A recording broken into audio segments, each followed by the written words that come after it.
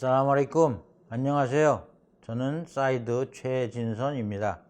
이번 시간에는 예언자 모세에 관해서 알아보는 두 번째 시간입니다. 이집트를 탈출한 후 모세와 그의 백성들은 광야로 들어갔을 때 먹을 것과 마실 물이 고갈되자 모세의 기도로 하늘로부터 만나와 쌀화라는 양식을 얻었습니다. 이스라엘 사람들은 이것으로 만족하지 못하고 채소와 오이와 마늘과 양파와 아다스, 렌치콩 등 다양한 음식을 요구했습니다. 꾸란 2장 57, 60, 61절 말씀입니다. 그러나 만나와 쌀화보다 더 좋은 양식은 없으니 그것으로 만족하라고 했습니다. 그리하여 그들은 가나안 땅으로 들어가기까지 40년을 같은 음식을 먹고 지냈습니다. 시나이 반도와 광야에는 물이 없었습니다. 사람들이 갈증으로 어려움을 겪자 모세는 그의 지팡이로 돌을 때려 12개의 샘을 만들어 12부족이 각각 한 우물을 차지하도록 하였습니다. 그리고 구름이 태양을 가려 광야에 이스라엘 사람들은 한낮에 뜨거운 열사로부터 시원하게 하였다고 꾸란 20장 80절, 2장 57, 60, 61절에서 전하고 있습니다. 모세는 처음에 구름 사이에 두고 직접 주님을 만나 한 말씀을 들었던 곳에 도착한 후 뚜르산 주변에 머물고 있는 이스라엘 백성들에 관한 일을 아론에게 일임하고 어느 날 모세는 산으로 올라갔습니다. 그곳에서 30일에 10일을 더하여 하나님이 지정한 40일 동안에 이스라엘 사람들이 지켜야 할 계명과 율법이 담긴 서판, 토라를 받아 가지고 내려왔습니다. 모세가 아론에게 말했더라. 제가 없는 동안 저를 대신하여 백성들을 다스리십시오. 꾸란 7장 142절 말씀입니다. 나는 모세에게 30밤을 약속하고 거기에 열흘을 더하여 40일을 채우도록 했노라. 꾸란 7장 142절 말씀입니다. 하나님께서 말씀하였더라. 모세야, 내가 너를 선택하여 나의 메시지와 나의 말씀으로 다른 사람들 위에 두었으니 내가 너에게 준 것을 가지고 가라. 내가 만사에 관한 법을 서판에 자세하게 적었으니 그것을 소중히 간직하여 내 백성들이 최선을 다하여 지키도록 하라. 꾸란 7장 144에서 145절 말씀입니다. 모세가 30일 동안 아무것도 먹지 않고 단식하였다고 했으며 30일은 이슬람력 11월인 듈까다 달의 기간이며 10일은 12월 듀얼하치 달 초순 열흘이라고 풀이하고 있습니다. 모세가 하산하여 내려와 보니 그가 없는 동안 이스라엘 사람들이 생명이 없는 금송아지를 만들어 놓고 그 앞에서 절을 하고 섬기고 있었습니다. 주여, 저의 형을 용서하여 주소서. 모세가 그의 백성에게 돌아와 보고서 분노하고 슬퍼하며 말했습니다. 내가 없는 동안 너희가 죄를 저질러 주님의 명령을 재척하였노라. 우상을 섬기지 말라는 하나님의 계명을 위반한 것입니다. 화가 난 모세는 토라의 율법이 적힌 서판을 던지며 우상 숭배를 막지 못한 형 아론을 비난한 후 하나님께 용서를 빌었습니다. 노려움이 가라앉자 모세는 던져버린 판을 다시 집어들었습니다.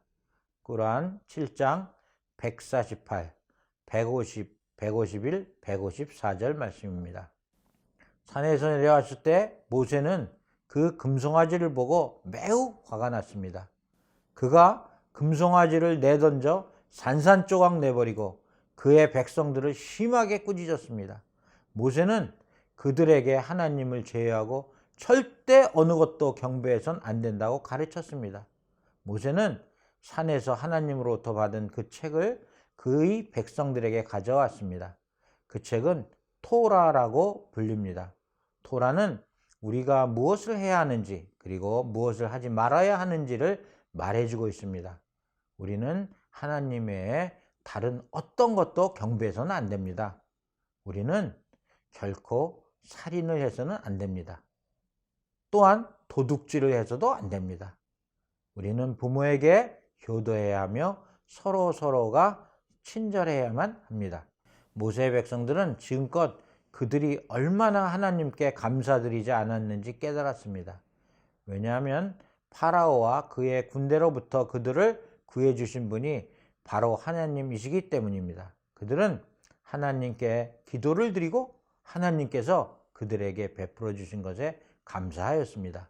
그들은 하나님으로부터 용서를 구하였고 착한 일을 하기 위해 열심히 노력할 것을 하나님께 약속하였습니다.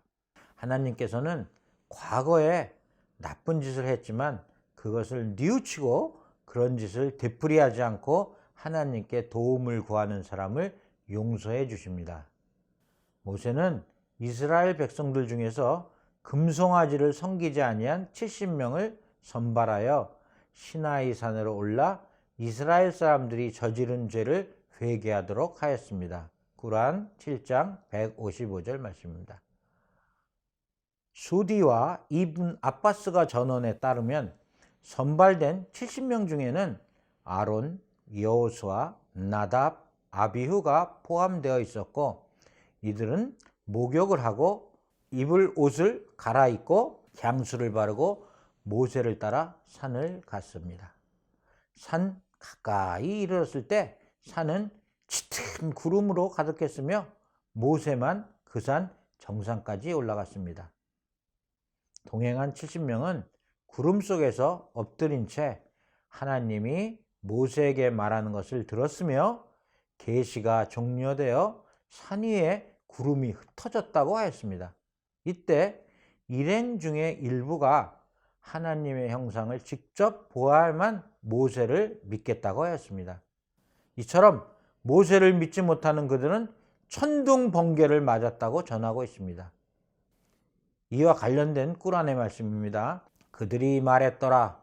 모세여, 우리가 하나님을 직접 볼 때까지는 당신을 믿지 않을 것이라. 그때 천둥번개가 그들을 불태워 버렸더라. 꾸란 2장 55절 말씀입니다. 성서에는 모세는 120세까지 살았다고 합니다. 자, 네 번째로 모세의 지혜와 신비한 남자 키드로에 관해서 말씀드리겠습니다. 한 이스라엘 사람이 살해되었을 때 살인자의 정체를 어느 누구도 알 수 없는 미궁에 빠진 사건이 있었습니다. 이때 암소 한 마리를 잡으라는 하나님의 명령이 있었다고 말하자 그들은 모세가 자신들을 놀린다고 생각하였습니다. 그들이 대꾸하였으며 우리를 조롱하는 것이요? 하면서 자신들이 보기에는 모든 소는 똑같아 보이는데 어떤 소를 희생해야 하느냐고 모세에게 묻자 늙지도 어리지도 않는 그 중간으로 쟁기질이나 그 밖의 일을 해본 적이 없는 것이라는 계시가 내려졌고 또 어떤 색깔의 소인지 묻자 맑고 노란색으로 보는 이에 감탄을 자아내는 색깔의 소라는 계시가 내려졌습니다. 그들은 마지못해 소를 희생하고 죽은 소의 일부를 가지고 죽은 자를 때려보라는 모세의 말에 따라 피살당한 이스라엘 사람의 몸을 때리자 다시 살아나 자신을 죽인 자를 가리키고 다시 또 송장이 되었다고 꾸란에서 언급합니다. 꾸란 2장 72에서 73절 말씀입니다. 한편 이븐 아바스, 무자히드, 수디 및 여러 학자들이 언급하기를 이스라엘 사람 중에 한 거부가 있었는데 그에게는 재산을 상속할 자손이 없었습니다. 그의 재산을 탐낸 한 조카가 그를 살해한 후 그 시체를 밤중에 남몰래 어떤 사람 집 대문 앞에 갖다 놓았습니다. 아침이 되자 살인자가 누구인가를 놓고 서로가 서로를 밀고 함으로써 그 집 주변 사람들 간에 큰 싸움이 벌어졌습니다. 살인자의 정체를 어느 누구도 알 수 없는 미궁에 빠진 사건이 있었습니다. 고을 촌장은 그 사건을 해결할 수 없었으므로 이 사건의 해결을 모세에게 맡겼습니다.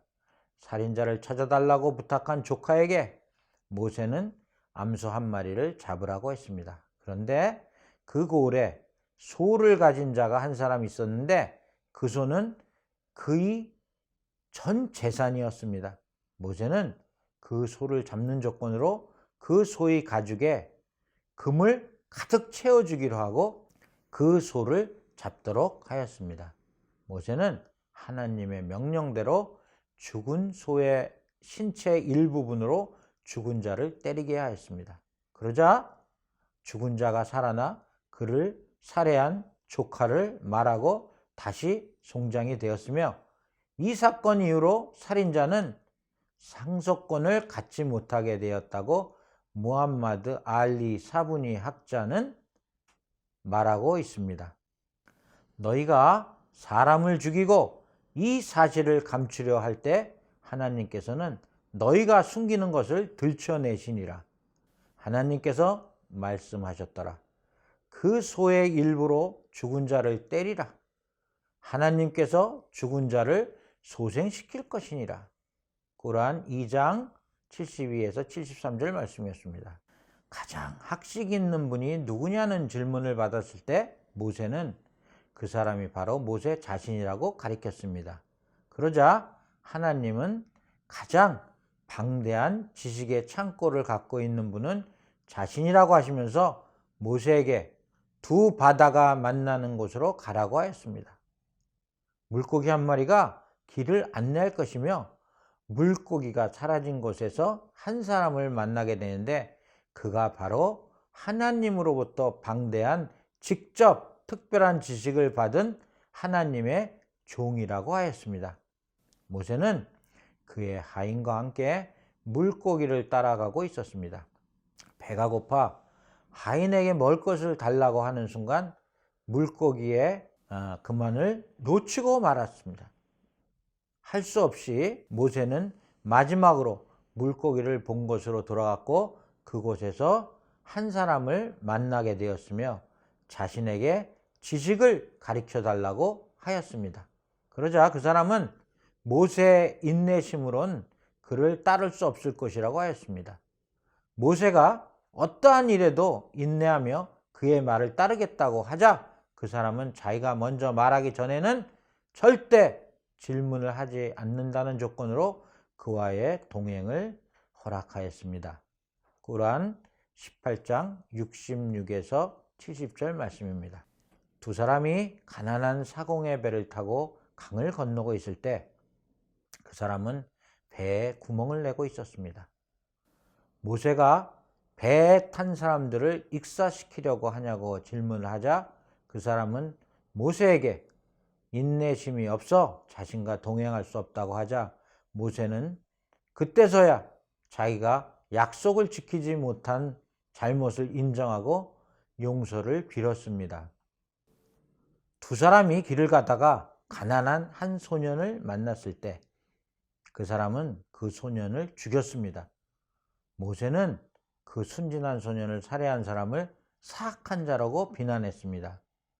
그 사람이 모세에게 인내심의 한계가 있다고 말하자 모세는 마지막 기회를 달라고 하였습니다.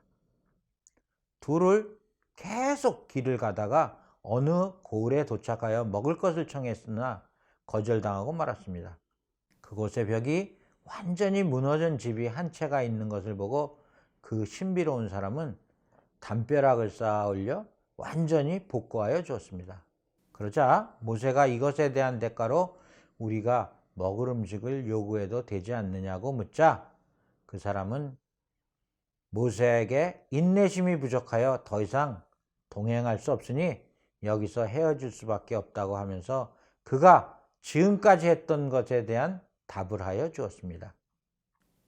구멍을 낸 배는 가난한 사람일 것이나 그 지역의 왕이 좋은 배가 있으면 모조리 빼앗아 가기 때문에 그 나쁜 왕에게 빼앗기지 않도록 배에 구멍을 냈고 또 소년을 죽인 것은 그가 자라서 사악한 아들이 되어 부모를 살해하는 살인자가 되기 때문에 신앙심이 두꺼운 부모가 그에 대한 사랑으로 타락하지 않도록 하고 착한 자식을 얻도록 하기 위하였고, 또 무너진 벽을 쌓아 올린 것은 그 담벼락 밑에 훌륭한 아버지가 두 아들을 위해 얼마의 금은보화를 묻어두었는데 두 자식이 그것을 발견하게 되면 분명 타락할 것을 분명했기 때문에 훌륭한 아버지를 위해 벽을 쌓았다고 말하고는 홀로 떠나버렸다고 합니다.